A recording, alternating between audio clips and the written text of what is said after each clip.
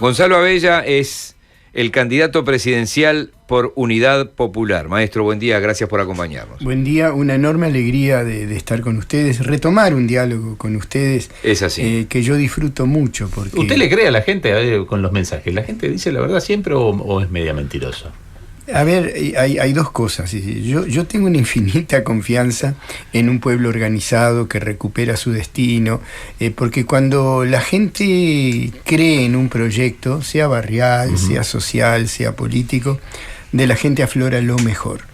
Y cuando un proyecto se descompone en su familia o en el país, de la gente aflora lo peor. Yo hago la mía, son todos iguales, pero no es solo en política, puede ser una historia de amor, ¿no? Si vos te enamorás y te falla la persona, pues si son todos iguales. Y es muy difícil enamorarse de nuevo. Eso también tiene que ver con la política. Muy bien. No me quedó claro si les creo o no, pero igual. La respuesta me gustó, lo que no me quedó claro si les creo o no. Yo creo... Porque veo que en política se miente mucho, se agarra lo que dijo uno y se agranda, o se dice distinto, están las fake news, sí, están las cadenas por las redes. Y es no tenerse fe en sí mismo, porque si vos estás convencido de que tenés un mensaje verdadero, asumí también los errores que cometés. Nadie puede saber todo sobre todo. Yo recuerdo un tío viejo mío que defendía mucho la polémica como método de construcción del conocimiento.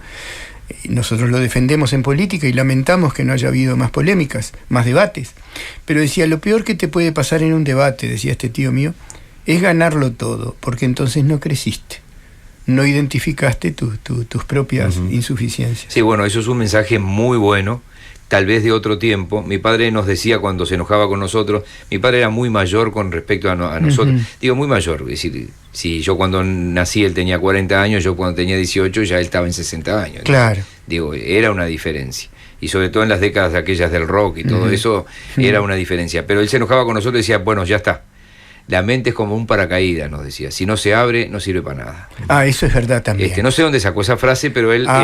pero no son tiempos que corran así. Y capaz de Ferreira, ¿eh? Es probable. Con los famosos paralogismos de falsa oposición. Él planteaba que muchas veces, y yo en la docencia lo hice cuando fui docente universitario ocasional, de dos personas que estaban polemizando, y yo digo, para un poquito, vos sos ahora él. Justificás su posición, y ahí vos identificabas que no se habían entendido. Claro. Los paralogismos. Lo ponías en el lugar del otro. ¿Dónde se ubica Unidad Popular? Porque de afuera da la impresión que cansado del Frente Amplio, pero total desacuerdo con la oposición. Eso es lo que me parece a mí. ¿Cómo lo define usted? Nosotros nos definimos como una vocación artiguista que se hace carne en un proyecto de soberanía, y sobre todo lo que nos diferencia esencialmente del resto de los partidos es la convicción de que hay otro camino posible. Que no es cierto que en esta época cambiaron las situaciones y hay que someterse a los dictámenes de las transnacionales, que el mercado es lo que importa, y que en todo caso, como dicen algunos de nuestros oponentes, por lo menos hay que tener un capitalismo con rostro humano. Nosotros pensamos que el capitalismo es cruel por naturaleza, que el capitalismo y las transnacionales van a llevar al planeta a su muerte si no cambiamos, y consideramos la trinchera de la Unidad Popular como la única trinchera, por ahora en el Parlamento, que expresa la resistencia a los modelos envenenantes y depredadores. Y cuando criticas al capitalismo, te tengo que asociar que entonces por esa ceros y unos, ¿no? Si no es capitalismo, ¿es comunismo? A ver, si no es capitalismo, es una construcción comunitaria que tiene que tener algunos elementos de lo que plantearon los regímenes socialistas del siglo XX y no tener algunos otros que lo llevaron a la ruina. Es decir, yo creo que todavía estamos en deuda con el examen objetivo de los laboratorios sociales que hubo en el siglo XX. A ver si te doy un ejemplo. Por algo colapsó la Unión Soviética. Pero si tú comparás la Rusia del arado de madera de 1916 con la Rusia industrializada sorprendentemente de 1930 y la potencia mundial que es hoy, lo mismo podés decir de China. Por algo China volvió a la economía de mercado, pero una economía planificada central tuvo algunos elementos que potenciaron también a China. Entonces, cuando hablamos de socialismo y de comunismo, nosotros tendríamos que analizar el siglo XX para ver las luces y las sombras de lo que pasó en el pasado. Pero ¿y el éxito y los hombres? ¿Y el hombre es más feliz en la Unión Soviética que en el capitalismo con esta mentalidad que tenemos? Es decir, porque también hay una decisión personal. Es decir, yo vi, no sé si son muy felices los chinos o los rusos con ese sistema que tenían. Y sí, tampoco sé si son muy felices en el capitalismo, pero parece que la elección del humano ha sido el capitalismo, el poder comprar, el poder pasear, el poder salir, el poder ser propietario de sus bienes. A ver, el capitalismo tiene 400 años. Generó un desarrollo tecnológico maravilloso, y hoy gran parte de las tecnologías de punta que tenemos son desarrollo del capitalismo, eso no hay duda. Ahora, el problema es que genera un rumbo que va hacia la muerte del planeta, porque a veces se habla del cambio climático, se habla del envenenamiento radioactivo de los océanos, se habla de los glaciales que caen, y parece como que son dos fenómenos diferentes: el capitalismo exitoso, la destrucción del planeta. Y nosotros lo que vemos es que es un mismo fenómeno. El ansia de lucro en manos privadas genera una desconsideración hacia los factores climáticos y los factores ambientales. Y nosotros planteamos, sin tener el modelo, un sistema social que realmente tenga en cuenta también el medio ambiente. Ojo, el programa de la Unidad Popular no avanza hacia ahí, Son los pasos primeros hacia la soberanía, pero no describe un modelo socialista de país. Vamos a ir después de la pausa a cuáles son las banderas más importantes que ustedes levantan, sobre todo apuntando a mantener la banca o incluso a aumentar la representación parlamentaria. Sí. Pero maestro Abella, le quiero preguntar antes de la pausa, como respuesta personal o de Unidad Popular, ¿cómo ve o cómo explica esa irrupción y explosión de un candidato como Manini Ríos, teniendo en cuenta que las encuestas marquen un piso de 3, 4 y hasta 5 senadores? El fenómeno Manini Ríos es un fenómeno más preocupante de lo que la gente cree, porque como ha dicho un hombre que estuvo en el partido y que renunció por razones éticas, detrás de una fachada de partido hay una poderosa estructura militar conspirativa, muy férrea, que maneja incluso meter como diputados a antiguos viejitos torturadores para tener inmunidad parlamentaria, señoras de confesos golpistas y un montón de gente joven formada en el militarismo. Ahí hay una estructura corporativa absolutamente conspirativa detrás de una fachada aparentemente democrática. Por eso nosotros definimos a Manini como fascista. No es un insulto. Es decir, un fascista... Pero no en el facilismo de que ahora si piensa distinto es facho. Por eso, es decir, hay gente que se enoja y dice este gobierno es fascista, pero con una liviandad. Y yo, pará, hermano, este gobierno no es fascista, porque yo critico al gobierno en azul y nadie me va a buscar a las 3 de la mañana a meterme preso por lo que yo digo. Es decir, este no es un gobierno fascista, por favor. Sí, capaz que pasaría en Venezuela. Sí, que sacan a la gente a las 3 de la mañana. Vos sabés que nosotros sobre Venezuela tenemos una posición muy peculiar. Nosotros decimos, en este momento lo esencial en Venezuela es la demente agresión de Trump y de Colombia. Y siempre decimos, vamos a ser los primeros en preocuparnos por los derechos humanos en Venezuela una vez que termine esta criminal agresión. Porque yo te digo, por ejemplo, en la Segunda Guerra Mundial, cuando Japón... Pero eso queda como justificar que se lleven a la oposición de madrugada. En absoluto no. Lo que significa es que nuestra posición en relación, por ejemplo, al gobierno de Cuba, que es la misma, nosotros condenamos como Unidad Popular el bloqueo, la cárcel de Guantánamo, puesta por Estados Unidos en contra de la voluntad de los cubanos, pero no tomamos posición sobre esos gobiernos agredidos. Decimos, primero cese la agresión y después el debate democrático. Pero la culpa fue mía por desviarlo ahí. ¿Cómo explican el ascenso de Manini Ríos? ¿Cuáles son las razones que hay 250.000 ciudadanos? 4 causas. En primer lugar, la inconsecuencia del Frente Amplio que lo armó, que el doctor Tabaré Vázquez impulsó a Manini, el pacto del Club Naval, que hay acuerdos secretos entre algunos sectores del Frente Amplio y el golpismo, el pacto del Club Naval... ¿Eso que es el MLN? Sobre todo el grupo de Huidobro. Hay que recordar que en el entierro de Fernández Huidobro, Manini dijo... Hace un discurso histórico. Fue el mejor ministro de Defensa. Eso es lo primero, la culpa del Frente Amplio. En segundo lugar, el miedo que tiene la gente por la inseguridad, que dice, bueno, de repente un milico es mejor. Tercero, la demagogia de llamarse artiguista a un partido que es esencialmente anti-artiguista, y eso se puede demostrar fácilmente por sus propias declaraciones. Pero en cuarto lugar, por el concepto falaz de la familia militar, que engloba, como si fueran lo mismo, al humilde soldado que vive en un tugurio con un oficial privilegiado con altas jubilaciones, ofensivas. Entonces, como mete todo en la misma bolsa, un ministerio que tiene 30.000 funcionarios y sus familias, genera una demagogia. El fascismo también es, además de dictadura terrorista del capital financiero, es además demagogia social. Vamos a hacer una pausa con el maestro Gonzalo Abella, candidato presidencial de la Unidad Popular, que tiene un tono calmado pero firme. ¿No se calienta usted nunca, no? Muy pocas veces, a veces con un dolor muy grande, muy grande. Yo digo de levantar la voz, así de subir presión, porque el presidente es igual, por ejemplo, el doctor Tabaré Vázquez, uno le puede preguntar... El doctor Tabaré Vázquez es de un equilibrio emocional impresionante. Uno le puede preguntar cualquier cosa, lo que sea, y dice, le agradezco la pregunta. Te puedo contestar en debates en la torre ejecutiva, donde, por ejemplo... cuando digo públicamente. No, y en ámbitos más chicos, fuimos Comunidad Popular... a la torre ejecutiva con el debate sobre seguridad, y un senador blanco dijo, pero presidente, vamos a jugar en el área chica, estamos jugando en el medio campo. Y a la vez siguiente le dijo, mire senador, quizá le interese, somos todos muy futboleros, en el último mundial solo el 20% de los goles se hicieron en el área chica. Ya venimos con el maestro Abella.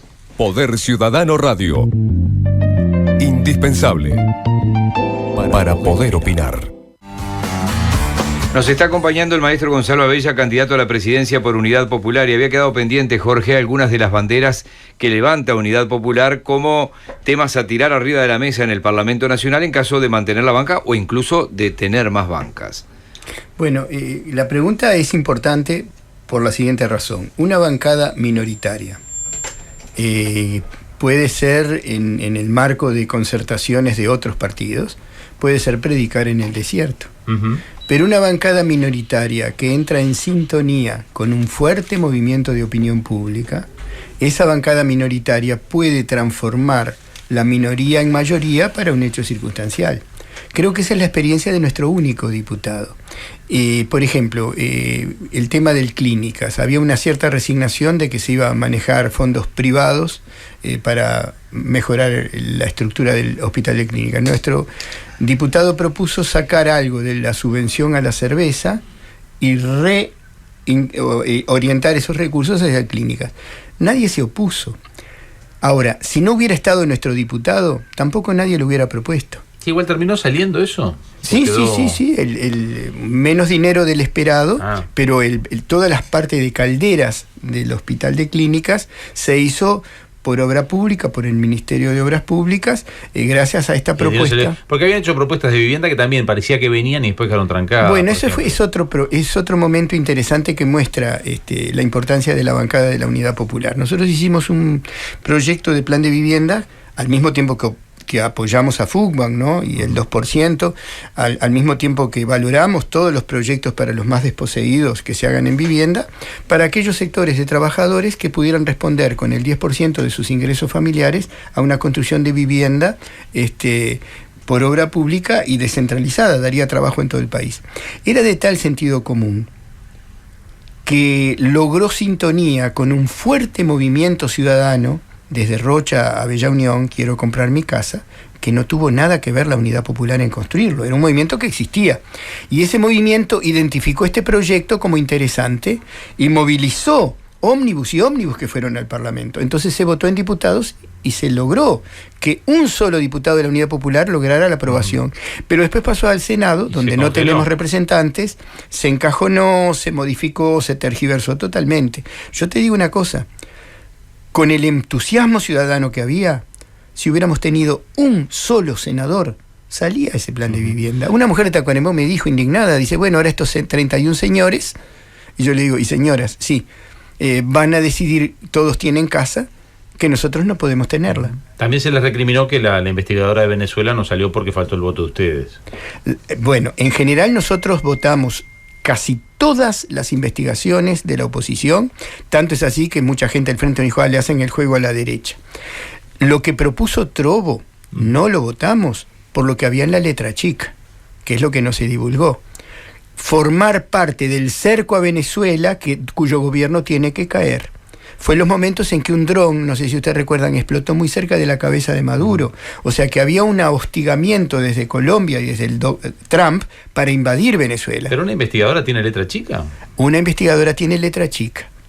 Porque, ¿qué pasa? Hay un fundamento de la investigación, y ese fundamento, el finado Trobo, lo había hecho de tal manera que no era el texto, el pretexto era la investigadora. Y la Unidad Popular contestó lo siguiente: si hay una investigación penal sobre el mal uso de fondos que vienen de Venezuela, somos los primeros en apoyar esa investigación penal. Pero no vamos a contribuir al cerco mediático que quiere la CNN para que caiga el gobierno de Venezuela, porque nosotros no estamos por la intervención. Claro, porque yo siempre veo que en las investigadores hay por lo menos dos conclusiones distintas, una que saca el gobierno y otra que sacan los de la oposición. Bueno, nosotros impedimos que esa investigadora se hiciera. En el más de los casos siempre votamos todas las investigaciones. La experiencia del diputado de ustedes y del equipo técnico de ustedes con la investigadora sobre salud pública seguramente es un capítulo importante para ustedes. Sí, nosotros dijimos, nosotros no estamos de acuerdo con el FONASA, no estamos de acuerdo con que 2/3 del dinero público de salud vaya a las mutualistas para que construyan palacios, para que tengan gerentes de $1 millón, para que cueste muchísimo conseguir un especialista, pero en tanto exista el FONASA, vamos a ser fiscales implacables de los dineros públicos. La pregunta no la dejé colgada, porque además le hice una seña, le cuento a la gente que no ve por radio y obviamente no lo iba a interrumpir, pero ¿qué conclusiones sacan? ¿Sirvió para algo esa investigadora? Cayó una dirección de ACE, ¿no? Es decir, que no era nuestro propósito. Nuestro propósito era acabar con la corrupción de las ambulancias y con el estar en los dos lados del mostrador. Entonces tuvieron que renunciar directores, se empezó a trabajar por concurso para los cargos de dirección de los hospitales. Y nosotros defendemos mucho lo público, porque el que crea que lo público es corrupto, que visite el hospital de Tacuarembó, para ver cuando hay supervisión, cuando hay mística, cuando hay dedicación. Lo público funciona mucho mejor que lo privado. ¿Están en todo el país con la lista de Unidad Popular o las listas de Unidad Popular? Estamos en todo el país con las listas porque, como tú sabes, la Unidad Popular es una coalición de pequeños grupos, cada cual presenta su forma de decir el programa es único y no se toca, y estamos efectivamente en todo el país. Si ustedes en la hipótesis, en la teoría, hacen un juego, ustedes llegaran a la presidencia de la República, por ejemplo, ¿qué pasaría con UPM, por ejemplo? Bueno, nosotros desde la presidencia o desde donde sea vamos a tratar de que los aspectos ilegales e inconstitucionales de este convenio salgan a luz y se logre frenar este proyecto. Y no nos queremos vestir con plumas ajenas. Es el doctor Ovenir Sartú y el grupo UPM2 No, que están pensando hasta en una enmienda constitucional, y hay una movilización ciudadana por los nefastos efectos de este tren extranjero que va desde su puerto a su zona franca, llevando para el norte veneno, para el sur pasta de celulosa de fibra corta, y nosotros queremos impedirlo. Entendemos perfectamente el entusiasmo de muchísimos jóvenes del país por trabajar en UPM2, pero es lamentable que se haya desmantelado la industria nacional para después justificar esta entrega.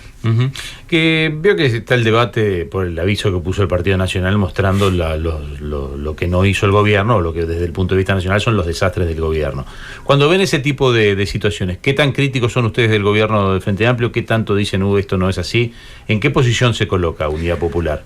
Veríamos con simpatía ese aviso si no recordáramos el gobierno del doctor Lacalle Padre, ¿no? Es decir, ¿qué se le puede cuestionar al Frente Amplio que no hayan hecho hasta peor los partidos tradicionales? Nosotros cuestionamos del Frente Amplio que haya olvidado algunas consignas fundamentales: la extranjerización de la tierra, la desindustrialización del país, la entrega a UPM hasta del diseño curricular de la UTU de Paso de los Toros. Cuestionamos esas cosas, pero no olvidamos.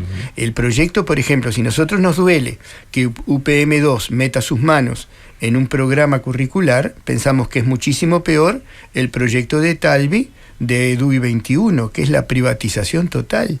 Fíjense, los docentes tendrían que leer EDUI 21 para entender lo que está planteando Talvi y el Partido Independiente y el acuerdo con la calle. Por ejemplo, sustituir el cuerpo inspectivo de docentes de primaria y secundaria, que es la supervisión técnica, digamos, ¿no? Eso es acá le llamamos inspectores, por una agencia público-privada de evaluación educativa que va a designar por sí qué docente puede quedar en el cargo, qué docente debe ser destituido, qué hay que pagar, porque la empresa paga y la empresa exige.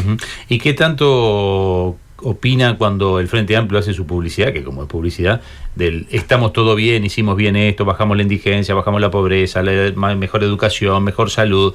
¿Qué le pasa a Unidad Popular cuando ve eso? El problema es que la indigencia y la pobreza están mal medidas, no por culpa del Instituto de Estadística, sino por los indicadores que se eligen. Si yo elijo, por ejemplo, que todas las personas que tienen 2 ojos en la cara son ricos, los índices de riqueza me van a dar altísimos. Y no falla la estadística, falla el indicador que yo elijo. Porque está muy bajo el indicador. Es decir, una persona pobre es en el interior alguien que gana 8.000 y en Montevideo alguien que gana 15. Y un indigente es alguien que gana 2.000. Exacto. Entonces, ahí está. Entonces a ti te parece. Es muy bajo eso. Claro, entonces, claro, los indicadores de indigencia y de pobreza. Pero además hay una cosa. No se está midiendo correctamente la cantidad de niños que nacen en hogares indigentes. El último censo, yo no quiero decir que intencionalmente, aunque me reservo el derecho de sospecha, estuvo muy mal hecho. Porque para ganar el grado inversor, con todos los factores subjetivos del grado inversor, es mejor mostrar que sos un país de viejo que no de niños que están naciendo en la indigencia, que puede generar una situación más explosiva. Y para vos, ¿qué es verdaderamente un indigente y qué es verdaderamente un pobre en Uruguay? Midiéndolo a través de la realidad, no digo los datos estadísticos.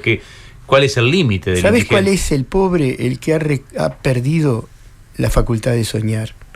Yo recuerdo mi finada suegra, maestra del Cerro, en los años después de la Segunda Guerra Mundial, dice, venían las gallegas con el hambre en la cara, pero me decían, maestra, usted me lo curte a palos, pero me lo saca adelante, ¿vale? Yo creo que la peor pobreza es la pobreza que tenemos hoy.